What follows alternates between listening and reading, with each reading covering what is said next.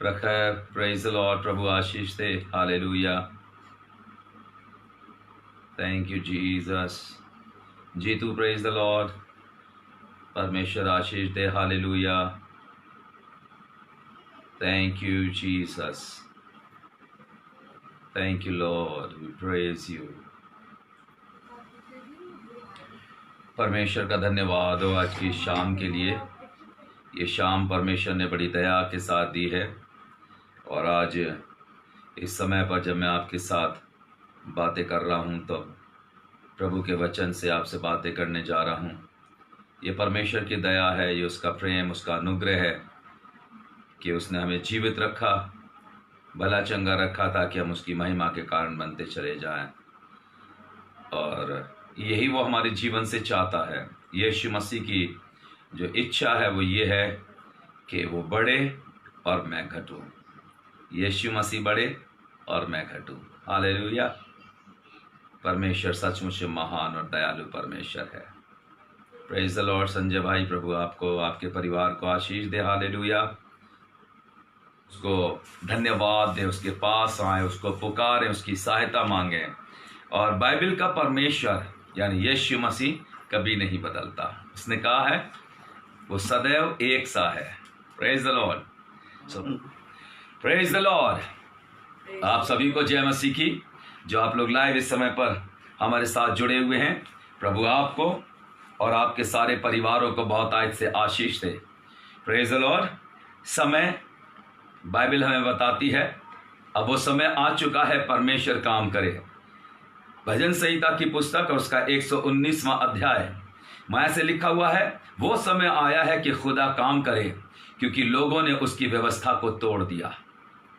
जब परमेश्वर के वचन और नियम तोड़े जाते हैं, परमेश्वर के बनाए हुए जो कानून हैं जब वो तोड़े जाते हैं, तब परमेश्वर काम करना शुरू करता है। आप पुराने नियम के अंदर उत्पत्ति की किताब में जाइए। परमेश्वर का बनाया हुआ सिर्फ एक नियम था और वो ये है कि तू इस बाग के सारे पेड़ों के फल खा सकता सिवाय एक के, उसको मत खाना। ये एक नियम था, ये एक हुक्म दिया गया था, मत खाना। और जब लोगों ने खाया और पाप किया दोनों जीवों ने, तो उसके बाद परमेश्वर काम करने पर मजबूर हो गया। और काम परमेश्वर ने जब किया वो अद्भुत था। दोनों का बाग अदन के बाहर निकाल दिया गया, तीनों को सजा मिली और उस बाग के चारों तरफ आछी तलवारों का पहरा बिठा दिया गया। यूं जो बरकतें उस नदियों से बह करके आती थी, जो जीवन देने वाली नदियां थी, जो नदी थी, उससे जो कुछ प्यारे परमेश्वर देता था वो सब कुछ उनके हाथों से छीना गया। बाइबल बताती है ऐसी नदी जिससे सोना पाया जाता है, जिससे हीरे जवाहरात मिलते थे, सब कुछ खो दिया था आदम और हव्वा ने। हालांकि उन्हें उसका कोई प्रयोजन नहीं था, लेकिन ऐसा जब उनको उसकी जरूरत पड़ी उस समय तक वो बाहर आ चुके थे, सब उनका था। लेकिन जब उन्हें मेहनत करनी पड़ी, सब कुछ करना पड़ा, अब जब उन्हें जोड़ना था तब सब कुछ जा चुका था। आज भी नियम वही है। जब परमेश्वर का वचन तोड़ा जाता है, जब खुदा का कलाम हमारे घरों में, हमारी कलीसिया में, हमारे खुद के जीवन में तोड़ दिया जाता है, तब फिर खुदा काम करके दिखाता है। वो किसी पर डिपेंड नहीं है। यीशु मसीह किसी के ऊपर निर्भर नहीं है कि अगर आप उसकी सेवा कर रहे हैं तो वो खुश हो रहा। वो है, अच्छी बात है, वो चाहता कि आप पवित्र रहें और सेवा करते चले जाएं। पर जब आप परमेश्वर के, जब मनुष्य परमेश्वर के विरुद्ध हो जाता है और उसकी सेवा में या उसके कारोबार के अंदर जो भी परमेश्वर ने काम दिया उसके अंदर अपने आप को घमंड में आ जाता है, या उसके जीवन के अंदर ऐसा अहम आ जाता है कि मैं, तब परमेश्वर उसको हटाता और दूसरे को ले आता है। Praise the Lord. इसलिए क्योंकि इंसान जो है वो अपने आपे में रह नहीं पाता है, अपने आपे में नहीं रहता है। मैं आपको एक छोटी सी घटना बताता हूं, उसके बाद मैं उसी तरीके से आपके साथ वचन से भी बातें करूंगा जैसे हमेशा करते आया हूं। और हुआ ये था, एक बार एक बहुत कोई इंसान थे, कोई थे, उन्होंने सोचा कि अब मैं जा करके सन्यास ले लूँगा और सन्यासी बन जाऊँगा। तो उन्होंने फैसला किया और अपने साथ उन्होंने एक जोड़ा अपना धोती कुर्ता रखा, थैला लिया और इधर उधर जा कर के लोगों से, पहले किसी से मिले तो एक साधु ने कहा भिक्षा मांगना शुरू करो। भीख मतलब, भिक्षा का मतलब भीख मांगना शुरू करो। तो उन्होंने शुरू कर दिया, लोग दान दक्षिणा देने लगे उनके पास। अब वो सिक्के ही आते हैं, वो आते रहे, वो जमा करते रहे, काफ़ी हो गया।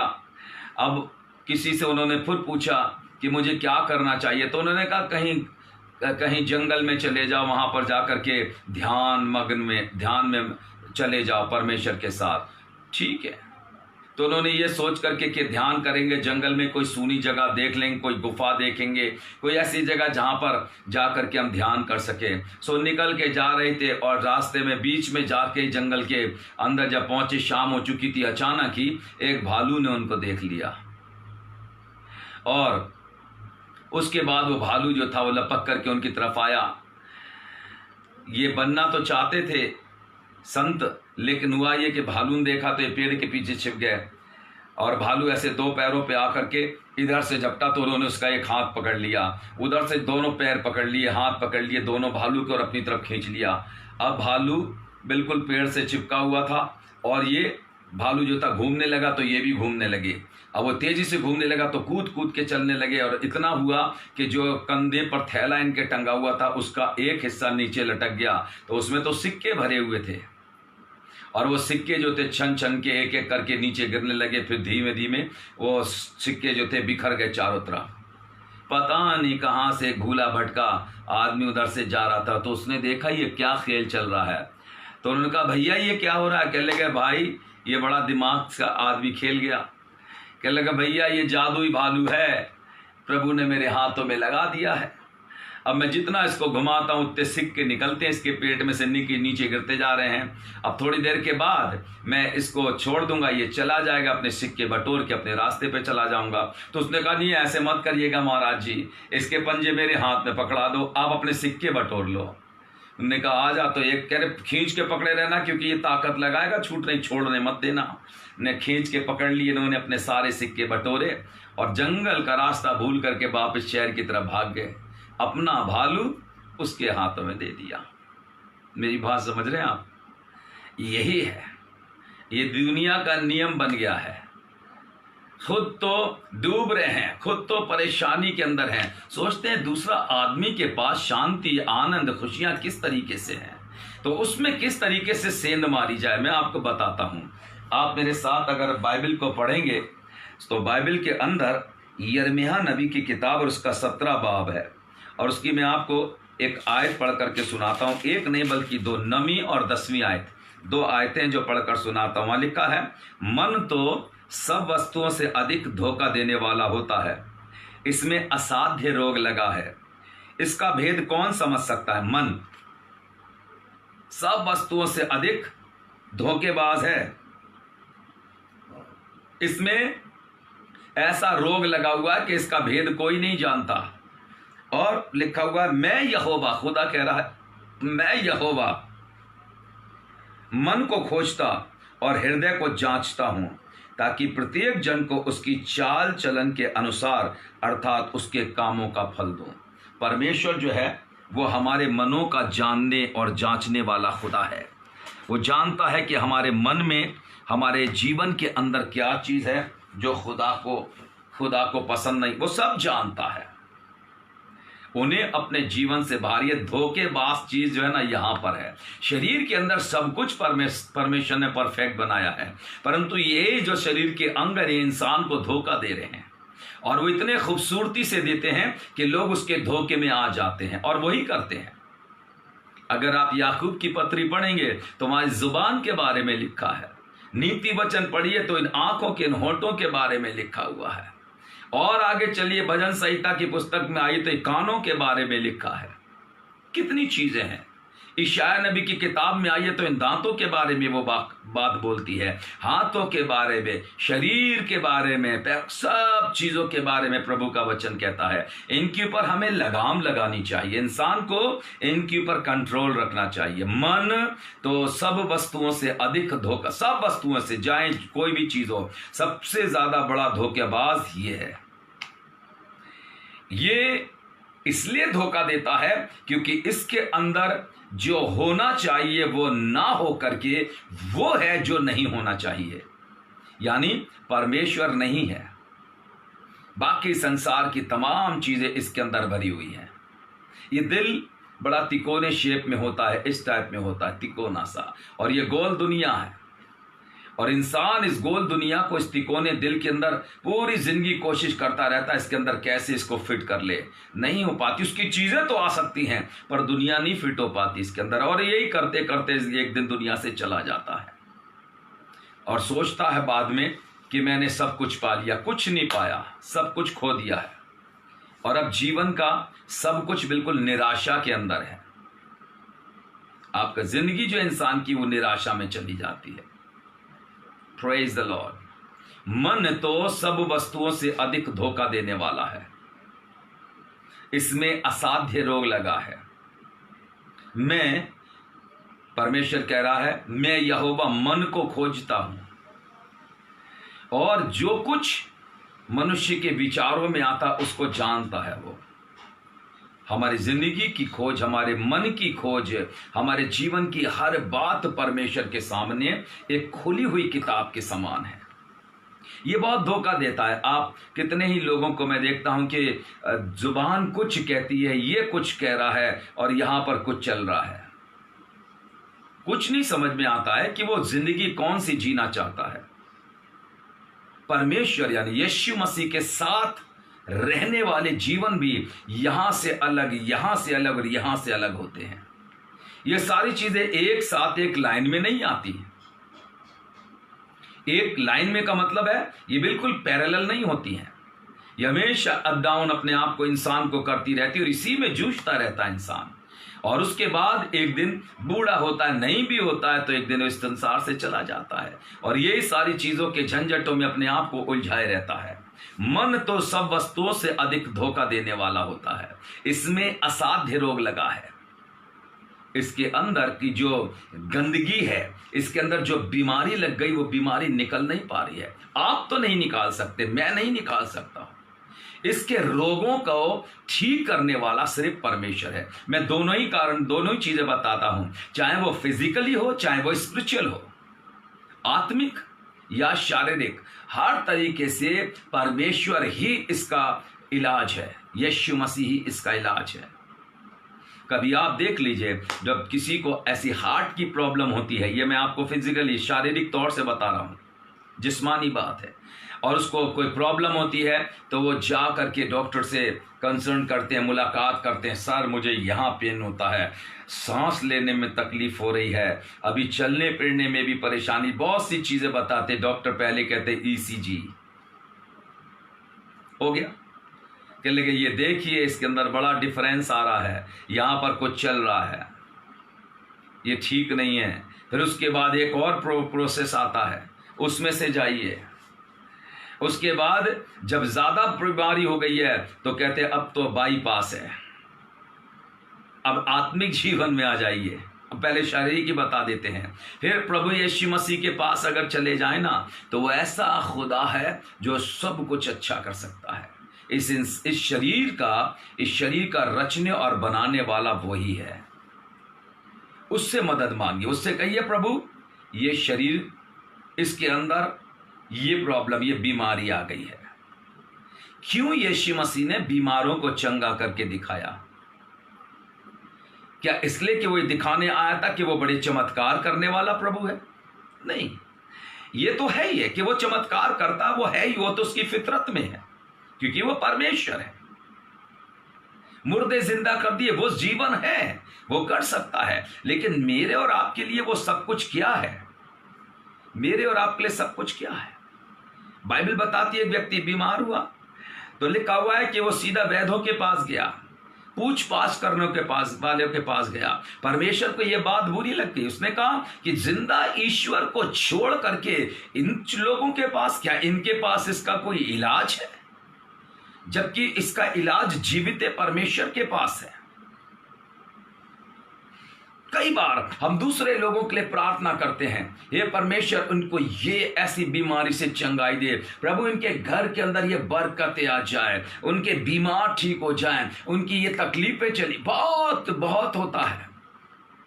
आप देख लीजिए, ये बाइबल की सच्चाइयां हैं और जीवनों की ये बहुत बड़ी कड़वाहट, बड़ी कड़वी सच्चाइयां हैं, बड़ी कड़वी सच्चाई है। और इसको इंसान जो है वो एक्सेप्ट नहीं करता है। कह रहे नहीं, प्रभु ने जब दूसरों के लिए प्रार्थना कर रहे हैं तो उनसे भी कह दीजिए प्रभु आपको इसी में रखना चाहता है। जब अपने ऊपर बात आती है, प्रभु ने हमारे लिए ये योजना बनाई है, तब इस बात पे आते खुदा ने ये हमारे लिए प्लानिंग बनाई है। खुदा चाहता तुम ऐसे ही रहो, क्योंकि फिर बाइबल की आयतें भी कोड की जाती हैं। फिर बाइबल की आयतें एक एक करके आयतें रखी जाती हैं। फिर बाइबल की आयतों से खेल शुरू हो जाता है। यही दुष्ट का काम है, लोगों को झूठ में उलझा करके रखना। मन सब वस्तुओं से अधिक धोखा देने वाला है, इसमें असाध्य रोग लगा है। प्रभु के पास आ, प्रभु इसका रचने बनाने वाला तू है, इसे सुधार दे, ठीक कर दे।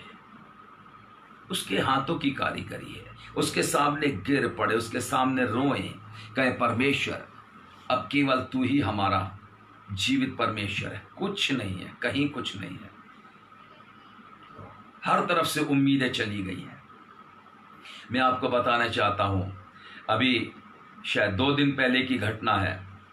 हम हरियाणा में थे और वहां पर 2 परिवारों में हमें जाना था। हम बहुत लेट हो गए थे और लगभग हमें रात के 12 बजने वाले थे और हम एक परिवार में गए। जब वहाँ पर पहुँचे तो जा कर के देखा कि वो भाई जो थे, उनके परिवार के अंदर बदरुओं का बड़ा पुराना खेल चल रहा है। चारों तरफ जा कर के देखा, दुष्ट ने अपना जाल फैला रखा था। यीशु मसीह के नाम से उन सारी चीज़ों को बांधना शुरू किया और बांधते रहे और बांधते रहे और यीशु के नाम से उनको झिड़कते रहे, जाती रही, झिड़कते रहे, वो निकलती चली गई और आखिर में वो घर जो था वो बिल्कुल ठीक हो गया, सब कुछ नॉर्मल है। अब घर वालों को चाहिए कि उस घर के अंदर सब इकट्ठे बैठ जाते हैं और ऐसे कहते, प्रभु अब आज के बाद हमारे जीवन तेरे हैं, तू हमारे जीवन में आकर राज्य कर, सब कुछ बाहर निकाल दो। पर ऐसा होता नहीं है। हम सोचते हैं प्रभु हमारे लिए ये चमत्कार कर दे, पर हम जहां हैं हम वहीं रहना चाहते हैं, क्योंकि ये धोखा देता है, ये धोखा देता है। परमेश्वर अद्भुत चमत्कार करने वाला प्रभु है, अद्भुत। अब आत्मिक तौर से समझ लीजिए, आत्मिक तौर से, ये शारीरिक तरीके से बीमारी के बारे में बात कर रहे थे हम, आत्मिक तौर से भी ये धोखा देता है। हमारे मन के अंदर एक विश्वासी के मन को वो बहुत बुरी तरीके से हिलाता रहता है। जब तक वो जिंदा रहेगा तब तक वो उसके मन के साथ, उसके दिल के साथ, उसके विचारों के साथ, उसकी जुबान और होंठों के साथ खेलता रहेगा। ये उसका काम है, यही तो उसका व्यापार है जो वो कर रहा है। और इन्हीं से वो आगे की तरफ बढ़ रहा, दूसरों को अपना गेम सिखाता जाता है। विश्वासी बनने के बाद भी शैतान जो है वो मनों के अंदर अपना राज्य स्थापित करना चाहता है। कहानी इस तरीके से थी, मैं कई बार बता चुका हूं। एक आदमी ने एक बहुत बड़ा घर बनाया और वो घर बहुत बड़े एरिया के अंदर बहुत खूबसूरत बड़ा घर है। और उस घर को बनाने के बाद उस आदमी को अच्छा लगा कि अब मैं यहाँ से विदेश में जाकर के रहूं, कुछ समय के लिए चला जाऊं। तो उसने अपने दिमाग का इस्तेमाल किया और उसने चारों तरफ लोगों से बात करी, उनसे कहा कि मैं अपना घर जो है वो बेचना चाहता हूँ और सस्ती कीमत में। मान लीजिए उसका घर की कीमत 10 लाख थी, तो उसने कहा मैं सिर्फ 10,000 में बेच दूंगा। तो वहाँ भीड़ लग गई, लोगों का हुज्जूम आ गया। 10,000 के 15 लोग, 20 लोग कह रहे नहीं मुझे 10 ही चाहिए, पर शर्त के साथ बेचूंगा। शर्त? कह रहे हाँ जी, जैसे ही हमारे घर का दरवाज़ा मेन गेट खुलेगा तो जो बड़ा हॉल है उसके अंदर एक इतनी मोटी कील है, वो मेरी रहेगी, मैं गाड़ के जाऊंगा और उस कील के ऊपर मेरा राज होगा। मैं जब चाहूंगा, जब जितने समय भी, चाहे रात हो या दिन हो, सर्दी गर्मी बरसात कुछ भी हो, मैं जब चाहूंगा तब आकर के उस कील का इस्तेमाल करूंगा। ये बात लेखे में आई गई, वकील बुलाए गए, सारा कुछ लिखा पड़ी हुई और इस कील का जिक्र हर पन्ने में कर दिया गया। और आखिर में एक आदमी को बुलाया गया और उससे कहा गया, जो बहुत पैसे वाला था, वो कारोबारी लोग होते हैं, और ये भी कहा गया कि इसके बाद ये मकान जो अब खरीद रहा है, ये बिना मेरे परमेश्वर के मकान बेचा नहीं जाएगा। ठीक, उसने वो मकान जो था ले लिया। आदमी ने सोचने लगा कील क्या बिगाड़ेगी, और वो उसने 10,000 रुपये दिए। वो आदमी 10,000 लेकर के खुशी खुशी विदेश चला गया। कुछ सालों तक वहाँ रहा। उसके बाद अचानक ही जब वो उसको लगा कि अब मुझे वापस अपने देश में जाना चाहिए, वो लौट करके आया, और आकर के एक रात को उसने दरवाज़ा खटखटाया तो कुछ लोग चौंक गए, इतनी रात में कौन हो सकता है। तो उस घर का मालिक उठ कर, और उसके बाद उसने कहा, जी आइए आइए। वो गया, जा कर के उसने, सर्दी के दिन थे, अपना कोट उतार कर इसके उस खूंटी की पर कील पर टांग दिया और आ गया। और उसके बाद वो उस कोट को वैसे टांगा छोड़ करके कहेगा, अच्छा मैं चलता हूँ और फिर आता हूँ, और कह के चला गया। अब वो आदमी थोड़ा सा परेशान हुआ कि आधी रात के समय अगला आदमी आता है, अपना कोट टांगता चला जाता है। उसके बाद वो चला गया। 1-2 घंटे के बाद फिर आया, उसने फिर दरवाज़ा खटखटाया, कहने लगे भाई सर्दी हो गई, कोट ले जाओ। उसने अपना कोट लिया और पहना और बाहर आ गया। ये सिस्टम, ये जो तरीका ये चलने लगा, दिन में भी रात में भी, दिन में भी रात में भी, लोग परेशान हो गए। पुलिस को बुलाया गया, कह रहे सर देखिए ये लिखा हुआ है इसके अंदर, मैं जब चाहूं जैसे चाहूं इस कील का इस्तेमाल कर सकता हूं, इनको आना पड़ेगा। सारी चीजें डिटेल से लिखी हुई है। हमने कहा भाई कोई कुछ नहीं कर सकता है, तो कोर्ट के कागजात हैं। और वो आदमी दरवाजा खोला था, फिर गया और जाकर के उसने अपना थैला उसके ऊपर टांग और आ गया। और आने के बाद वो फिर चला गया। पुलिस ने कुछ नहीं किया। उन्होंने कहा आप कोई कुछ नहीं कर सकता, कोर्ट भी नहीं कर, कि कागज ही कोर्ट के बने हुए हैं, आप कुछ नहीं कर सकते हैं।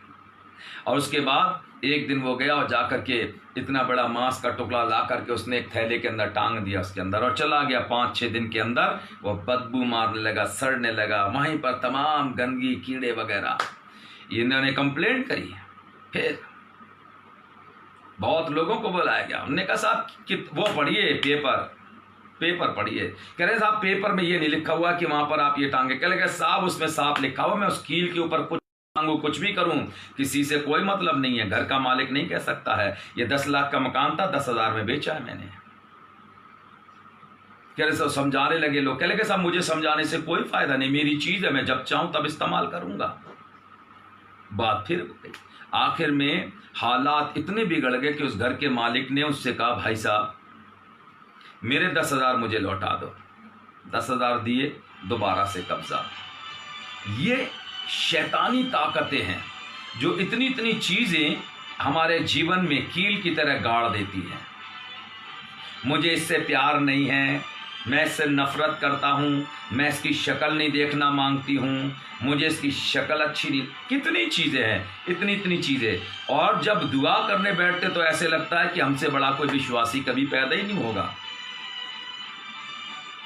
उसका कारण ये है कि शैतान ने अपनी एक छोटी सी कील जो है वहां पर जीवन में गाड़ रखी है।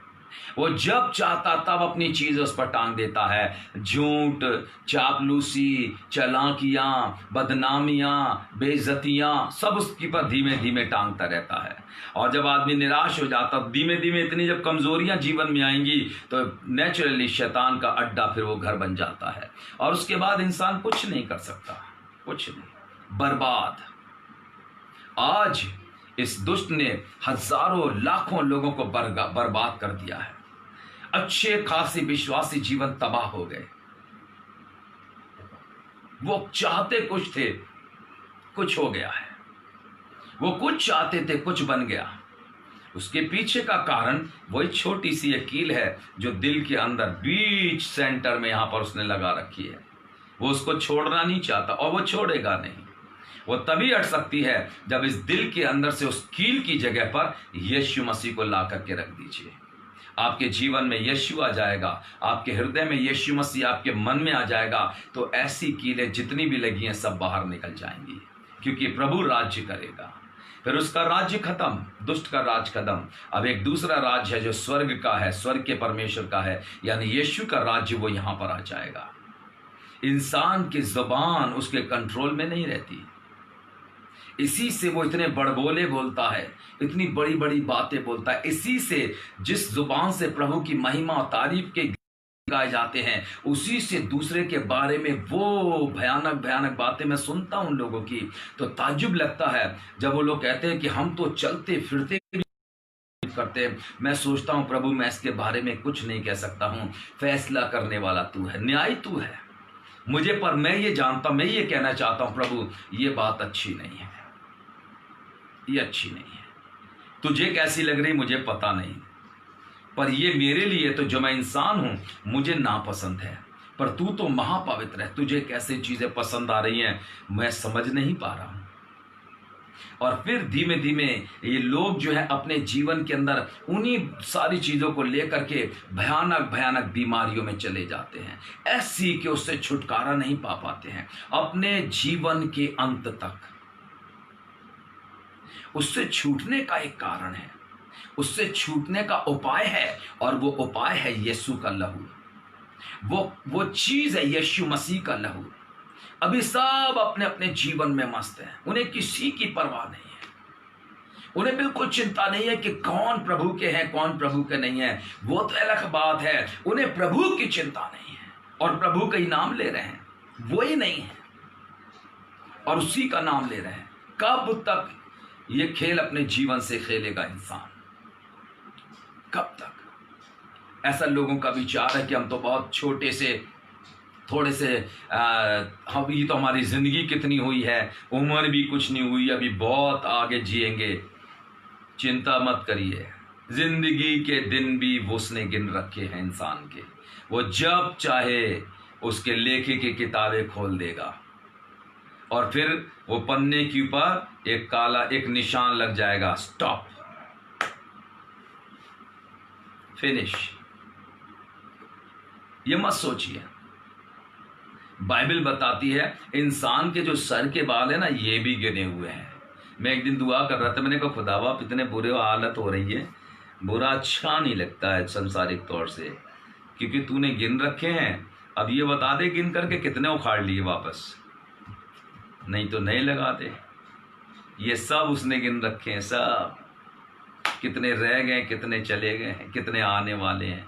Praise the Lord. ये जो दिल है ना, ये काबू में नहीं रहता है। देखिए एक आयत है, बड़ी कीमती है, यहाँ पर ऐसे लिखा हुआ है, मैं आपको पढ़कर सुनाता हूँ, और वो है मत्ती की इंजील में से, और मैं आपको उसका 15 बाब और उसकी 8वीं आयत जो है वो पढ़कर बताता हूँ। अगर आपके पास बाइबल लेके बैठे हैं तो आप अपनी बाइबल में से निकाल लीजिए मत्ती की इंजील, उसका 15 बाब और उसकी 8वीं आयत। यहाँ पर ऐसे लिखा हुआ है कि ये लोग होंठों से तो मेरा आदर करते हैं, और उनका मन मुझसे दूर रहता है, और ये व्यर्थ मेरी उपासना करते हैं, क्योंकि मनुष्यों की विधियों को धर्मोपदेश करके सिखाते हैं। ये व्यर्थ मेरी उपासना करते हैं, बेकार है। जब ये मन के अंदर यीशु नहीं है और उसी के बोल बोले जा रहे हैं। मैं प्रभु के पास नहीं आया था, तभी क्या होता था कि फिर भी सोचता था कि मेरे घर में तो सुबह शाम प्रार्थना होती है, बड़े धर्मी लोग हैं, सबको ऐसा सोच में था।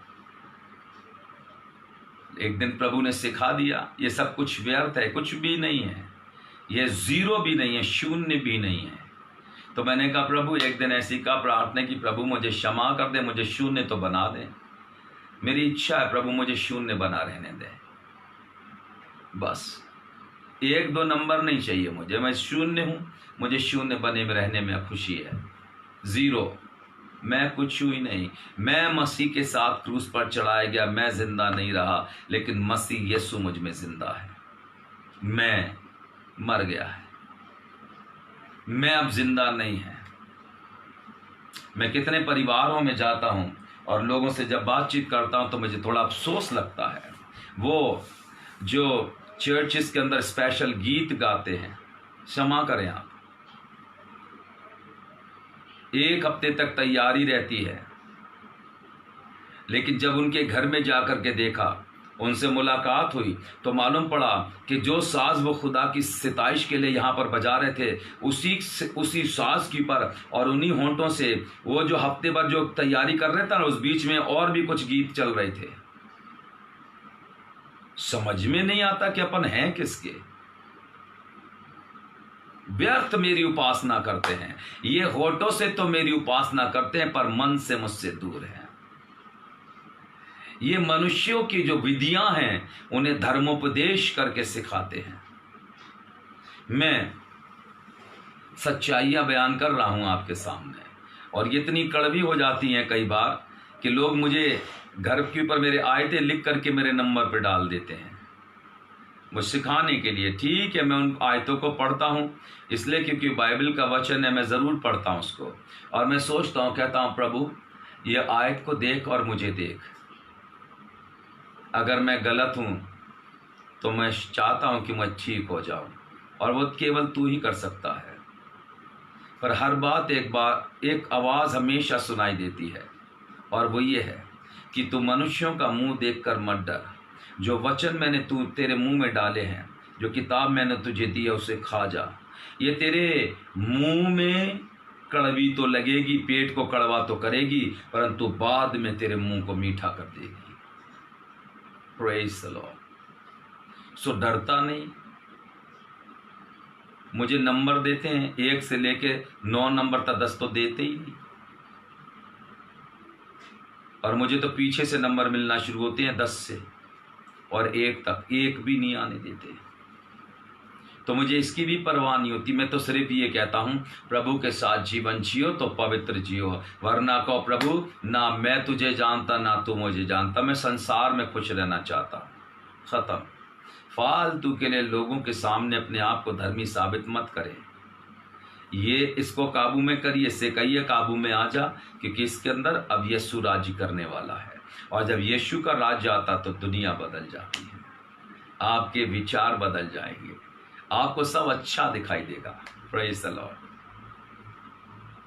मुझे अक्सर लोग कहते, मेरे घर वाले भी कहते हैं, तुम आंखें बंद करके लोगों पर भरोसा मत किया करो, और लोग तुम्हें धोखा दे रहे हैं, नुकसान पहुंचाते। मैंने कहा मैं अपनी आदत से मजबूर हूँ, वो अपनी आदत से मजबूर है।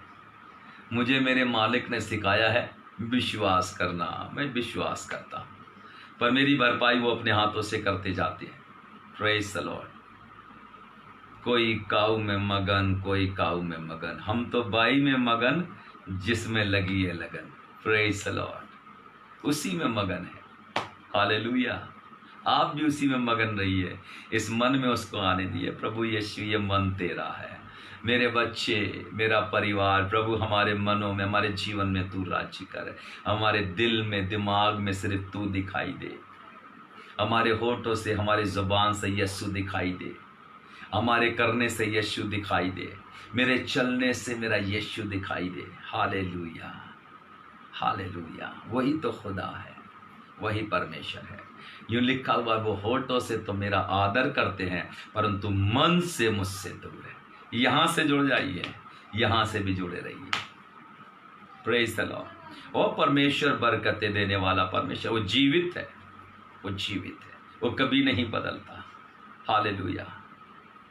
उसने कहा है कि स्वर्ग और पृथ्वी का सारा अधिकार मुझे दिया गया है, जीवन और मृत्यु की कुंजियां यीशु ने कहा मेरे ही हाथों में है, सब कुछ उसके पास है, फिर किसके पीछे जा रहे हैं?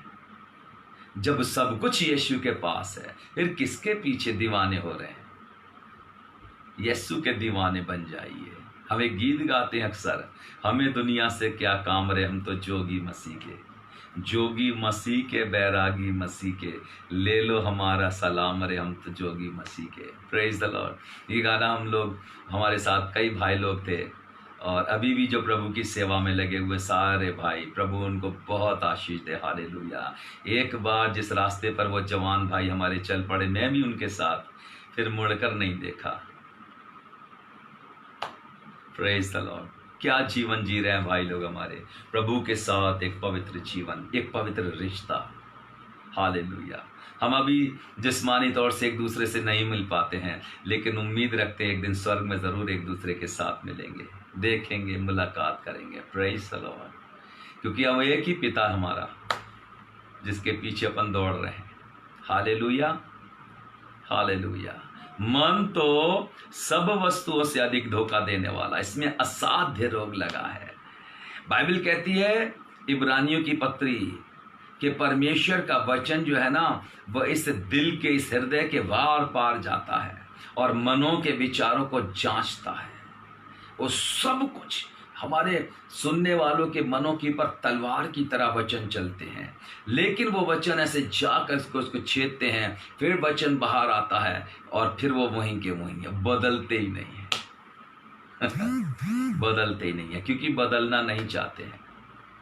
जीवित परमेश्वर मेरा उद्धार करता है, मेरा यीशु मेरा उद्धार करता है, मेरा यीशु मेरा चंगा करने वाला है, मेरा यीशु जीवन देने वाला है, मेरा यीशु बरकतें और बरकतें और बेशुमार बरकतें देने वाला है, अनंत जीवन देने वाला यीशु है। Hallelujah, hallelujah. एक ऐसे यीशु परमेश्वर के पीछे जिसके पास जिंदगी बेशुमार है, जिंदगी बेशुमार है। Praise the Lord. एक आयत है मैं आपके सामने पढ़ना चाहता हूं, और वो है भजन नीति वचन का 4 अध्याय, और उसकी मैं आपके सामने 12 और 13 दो आयतें। नीति वचन की पुस्तक और उसका 4था बाब और उसकी 12 और 13 आयत। देखिए यहां पर ऐसे लिखा हुआ है, चलने में तुझे रोक टोक ना होगी और चाहे तू दौड़े तो भी ठोकर ना खाएगा। शिक्षा को पकड़े रहे, उसे छोड़ ना दे, उसकी रक्षा कर, क्योंकि वही तेरा जीवन है। ये जो परमेश्वर के वचन की जो शिक्षा है ना, इसको पकड़े रहिए, इसको छोड़िए मत। इसी के अंदर जीवन है, इसी के अंदर जिंदगी है, इस वचन के अंदर जिंदगी है। इसे पकड़े रहे। इसको छोड़ने के बाद कई लोगों के जो ईमान का जो जहाज था ना, वो डूब चुका। मैं कितने लोगों को जानता हूं, बहुत लोग हैं। कभी मैं उनको सुनता था, आज बस मैं उनको देखता हूं, सुन नहीं पाता, क्योंकि सुना नहीं पाते हैं। परमेश्वर जीवनों का जांचने वाला खुदा है, जीवनों का परखने वाला खुदा है। Praise the Lord. कभी वो जीवन चमकते हुए दिखाई देते थे, आज अंधकार में। आप बेशक फेसबुक की पर दिखाते रहें, दिखते रहें, कुछ करते रहें, लेकिन जिंदगियों का भेद तो खोलने वाला खुदा है।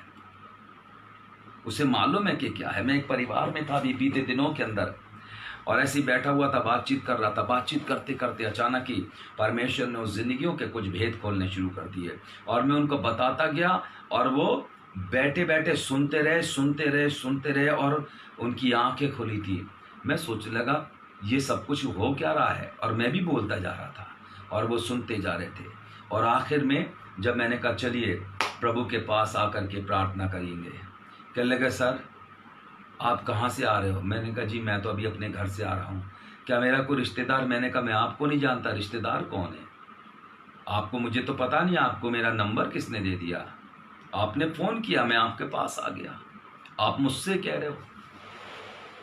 भेदों का खोलने वाला जिंदा यीशु है, भेदों का खोलने वाला जीवित परमेश्वर है, प्रभु यीशु मसीह है।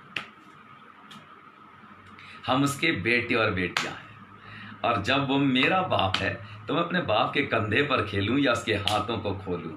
अगर हाथों को खोलता हूं तो हथेली पर हर एक तस्वीर बनी है, और जब मैं उसके हथेलियों पर तस्वीर बनी देखता हूं तो बाप से पूछ ही लेता हूं इस हथेली के पर इस तस्वीर का मतलब क्या है? भेदों का खोलने वाला खुदा यीशु, भेदों का खोलने वाला परमेश्वर यीशु मसीह है। बाइबल की एक आयत है, और वो मिलती है उत्पत्ति की किताब के अंदर, और मैं आपके सामने उस आयत को ज़रूर पढ़ना चाहूँगा। उत्पत्ति की किताब और उसका 27वां, जेनेसिस चैप्टर 27, उत्पत्ति का 27वां अध्याय है, और उसकी एक कीमती आयत है जो मैं आपके सामने आपको पढ़ करके बताऊंगा। और वहाँ पर कुछ अलग तरीके से प्रभु ने बातें करी हैं। उत्पत्ति और उसका 27 बाब और उसकी 36वीं आयत लिखा हुआ है, ऐसे लिखा है, उसने कहा, क्या उसका नाम याकूब यथार्थ नहीं रखा गया? उसने मुझे 2 बार अड़ंगा मारा।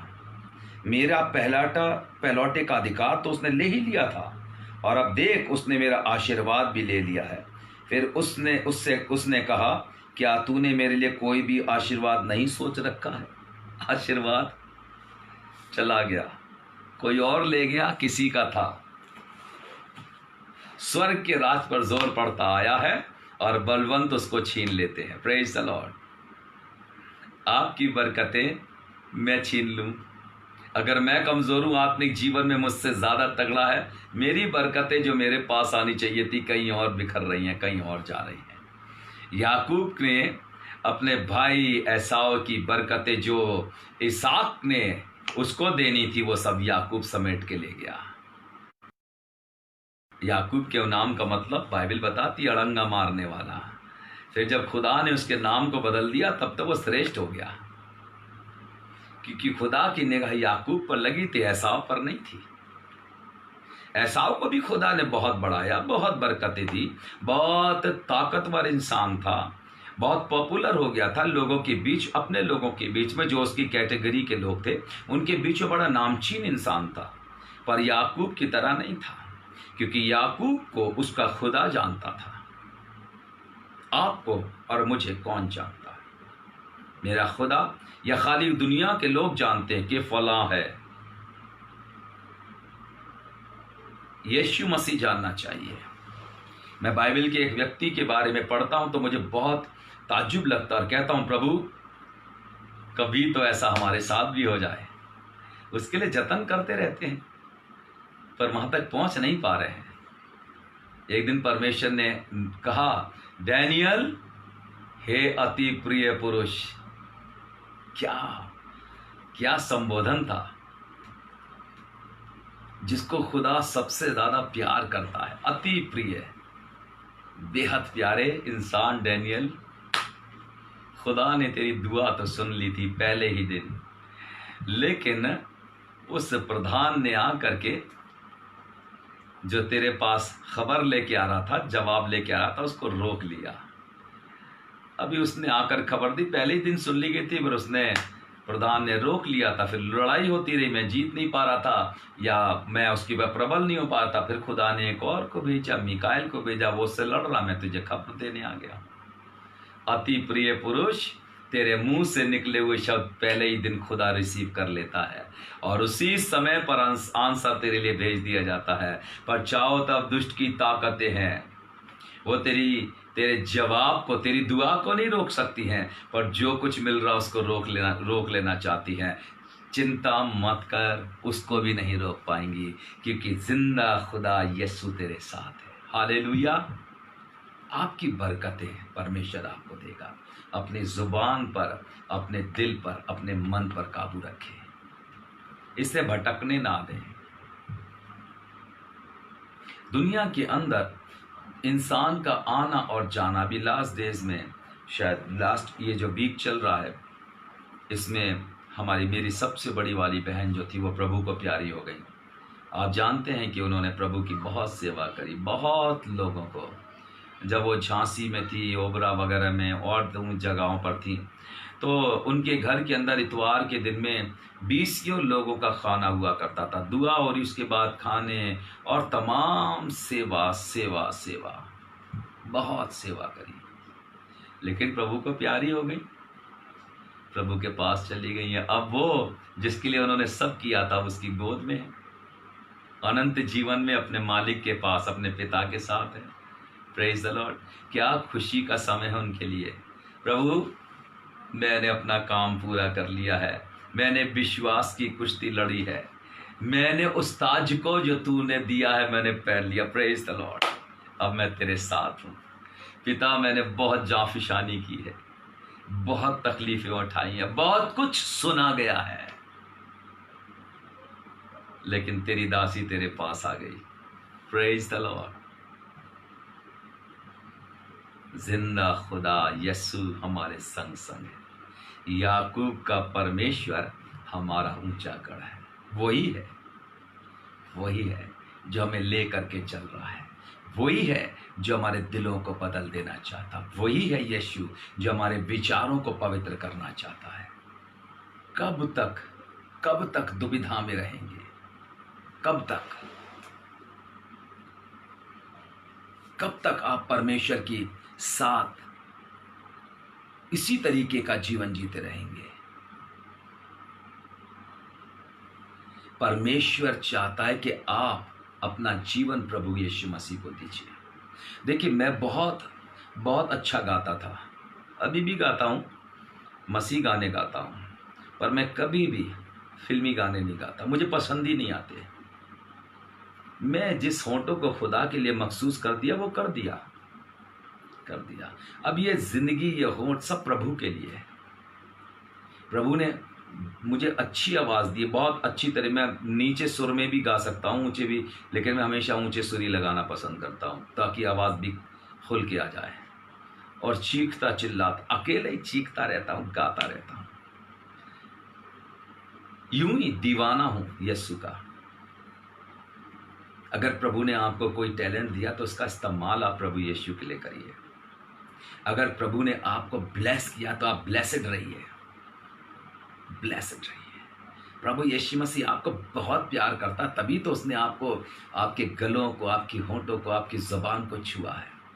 वो आपसे बहुत प्यार करता है, इतना कि वो जब चाहें आप। एक बार मैं ऐसे ही कहीं पर अपने बेटे को समझा रहा था। मैंने कहा, बेटे, प्रभु यीशु मसीह के पास आकर के उसके साथ जीवन जीना बहुत अच्छा होता है। और ऐसे ही समझा के बातचीत कर रहा था। हो उसने तौबा करी, पाखरू पाया, बपतिस्मा लिया उसने, लड़की बच्चे ने। अभी उसकी नेक्स्ट मंथ में उसकी शादी भी है। और मैं उसको समझा रहा था क्योंकि मैंने कभी भी उसको प्रभु के सामने इस्तेमाल होते नहीं देखा था।